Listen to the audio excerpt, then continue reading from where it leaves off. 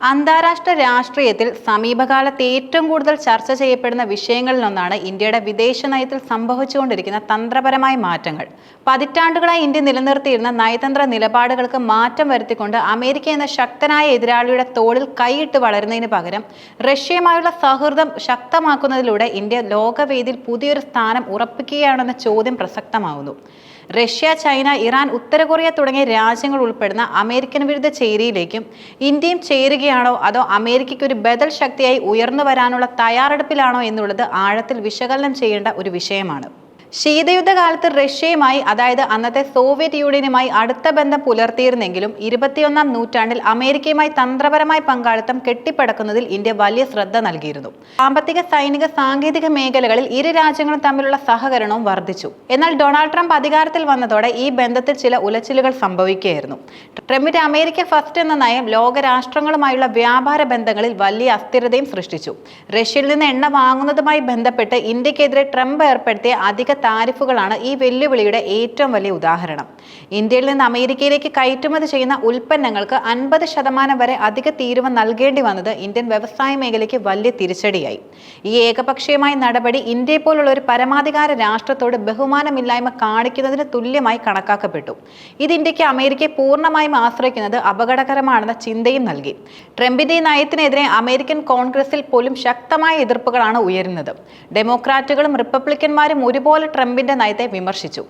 ഇന്ത്യയുമായുള്ള തന്ത്രപരമായ ബന്ധം തകർക്കരുതെന്ന് മുൻ UN അംബാസിഡറായ നിക്കി ഹെലിയെ പോലുള്ള പ്രമുഖർ മുന്നറിയിപ്പ് നൽകി. ചൈനയെ പോലെ വലിയൊരു ശക്തിയെ നേരിടാൻ ഇന്ത്യയുമായുള്ള സൗഹൃദം അനിവാര്യമാണെന്നും അവർ ചൂണ്ടിക്കാട്ടി. ഈ ആഭ്യന്തര എതിർപ്പുകൾ അമേരിക്കയുടെ രാഷ്ട്രീയ നേതൃത്വത്തിന് ഇന്ത്യയുമായുള്ള ബന്ധത്തിന്റെ പ്രാധാന്യം നന്നായി അറിയാമെന്നതിന്റെ സൂചനയാണ് നൽകുന്നത്. എന്നിരുന്നാലും ഈ നയങ്ങൾ ഇന്ത്യയെ അമേരിക്കയിൽ നിന്ന് അകറ്റാൻ പര്യാപ്തമായിരുന്നു. അമേരിക്കയുമായി തർക്കങ്ങൾ രൂക്ഷമായ പശ്ചാത്തലത്തിലാണ് ഇന്ത്യ റഷ്യയുമായുള്ള തങ്ങളുടെ പഴയ സൗഹൃദം ശക്തിപ്പെടുത്താൻ തീരുമാനിച്ചത്. ഇത് കേവലം ഒരു താൽക്കാലിക നീക്കമല്ല, മറിച്ച് ദീർഘകാല അടിസ്ഥാനത്തിലുള്ള തന്ത്രപരമായ തീരുമാനമാണ്. ശീതയുദ്ധ കാലം മുതൽക്കേ റഷ്യ ഇന്ത്യയുടെ വിശ്വസ്ത പങ്കാളിയാണ്.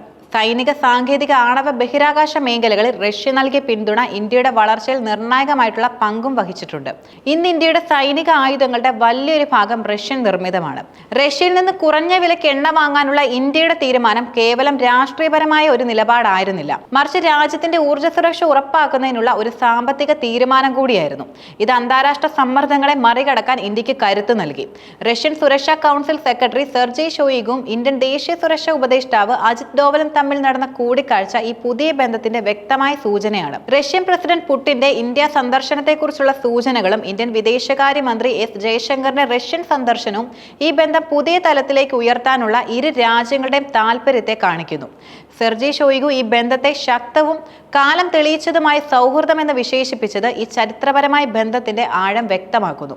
അന്താരാഷ്ട്ര നിയമങ്ങളെ മാനിച്ചുകൊണ്ട് ഒരു പുതിയ ലോകക്രമം കെട്ടിപ്പടുക്കാൻ ഇന്ത്യയും റഷ്യയും ഒരുമിച്ച് പ്രവർത്തിക്കുമെന്ന അദ്ദേഹത്തിന്റെ പ്രസ്താവന ആഗോള ശക്തി കേന്ദ്രങ്ങളിൽ ഒരു പുതിയ അച്ചുതണ്ട് രൂപം കൊള്ളുന്നതിന്റെ സൂചനയാണ് നൽകുന്നത്. റഷ്യയുമായുള്ള ഇന്ത്യയുടെ അടുപ്പം ചൈന, ഇറാൻ, ഉത്തര കൊറിയ തുടങ്ങിയ രാജ്യങ്ങൾ ഉൾപ്പെടുന്ന അമേരിക്കൻ വിരുദ്ധ ചേരിയിലേക്ക് ഇന്ത്യ ചേരുകയാണോ എന്ന ചോദ്യത്തിനും ഇടയാക്കുന്നുണ്ട്. ഈ വിഷയത്തെ ആഴത്തിൽ വിശകലനം ചെയ്യുമ്പോൾ ചില പ്രധാന കാര്യങ്ങളും മനസ്സിലാക്കാം. ഈ ചേരിയിലെ പ്രധാന ശക്തികളിലൊന്നാണ് ചൈന. ഇന്ത്യയും ചൈനയും തമ്മിൽ അതിർത്തി തർക്കങ്ങൾ ഉൾപ്പെടെയുള്ള നിരവധി പ്രശ്നങ്ങൾ നിലനിൽക്കുന്നുമുണ്ട്. ഇന്ത്യ ഒരു താൽക്കാലിക സമാധാനം ആഗ്രഹിക്കുന്നുണ്ടെങ്കിലും ചൈനയുമായുള്ള ശത്രുത പൂർണ്ണമായും അവസാനിപ്പിക്കുന്നത് അത്ര എളുപ്പമല്ല. അതിനാൽ ചൈനയുമായി ചേർന്ന് ഒരു ഔദ്യോഗിക ചേരിയുടെ ഭാഗമാകാൻ ഇന്ത്യക്ക് എളുപ്പത്തിൽ കഴിയില്ല. ഇന്ത്യക്ക് ഇറാനുമായി പരമ്പരാഗതമായി ഒരു സൗഹൃദമുണ്ട്. എന്നാൽ ഉത്തര കൊറിയയുമായുള്ള ബന്ധം വളരെ പരിതാപമാണ്.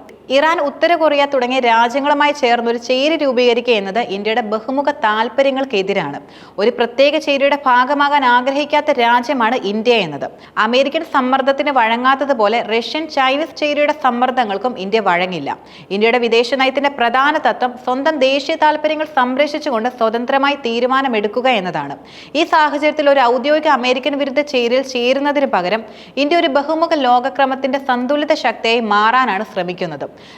ലോകത്തെ ഒരു ഏകധ്രുവ ലോകമായി കാണാതെ വിവിധ ശക്തി കേന്ദ്രങ്ങളുമായി തുല്യ അകലം പാലിച്ചുകൊണ്ടുള്ള ഒരു നയതന്ത്രമാണ് ഇന്ത്യ ലക്ഷ്യമിടുന്നത്. അമേരിക്കയുമായുള്ള ബന്ധം നിലനിർത്തിക്കൊണ്ട് തന്നെ റഷ്യയുമായുള്ള സഹകരണം ശക്തിപ്പെടുത്തുന്നതിലൂടെ ഇന്ത്യ തങ്ങളുടെ താൽപര്യങ്ങൾ സംരക്ഷിക്കുകയും ആഗോളതലത്തിൽ സ്വന്തം സ്ഥാനം ഉറപ്പിക്കുകയും ചെയ്യുന്നു.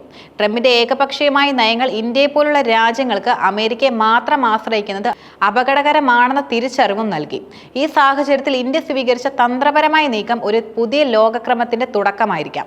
അമേരിക്കയുടെ സ്വാധീനം കുറയ്ക്കാനും ഇന്ത്യ, ചൈന, റഷ്യ പോലുള്ള രാജ്യങ്ങളുടെ കൂട്ടായ്മയ്ക്ക് ശക്തി പകരാനും സാധ്യതയുണ്ട്. എന്നിരുന്നാലും ഇന്ത്യ ഒരു പ്രത്യേക ശൈലിയുടെ ഭാഗമാകാതെ എല്ലാ ശക്തി കേന്ദ്രങ്ങളുമായി നല്ല ബന്ധം നിലനിർത്തിക്കൊണ്ട് സ്വന്തം താൽപര്യങ്ങൾ സംരക്ഷിക്കുന്ന ഒരു നയതന്ത്രമാണ് പിന്തുടരുന്നത്. ലോകശക്തികൾക്കിടയിൽ സ്വന്തമായ ഒരു സ്ഥാനം ഉറപ്പിക്കാനുള്ള ഇന്ത്യയുടെ ഈ ശ്രമം ആഗോള രാഷ്ട്രീയത്തിൽ ഒരു പ്രധാന ശക്തിയായി മാറാനുള്ള ഇന്ത്യയുടെ തയ്യാറെടുപ്പിന്റെ ഭാഗമാണെന്നും നിസ്സംശയം പറയാം. ഈ നയതന്ത്രം എങ്ങനെ മുന്നോട്ട് പോകുമെന്നും അത് ആഗോള ശക്തി സമവാക്യങ്ങളിൽ എന്ത് മാറ്റമാണ് വരുത്തുമെന്നും വരും വർഷങ്ങളിൽ കണ്ടറിയാം.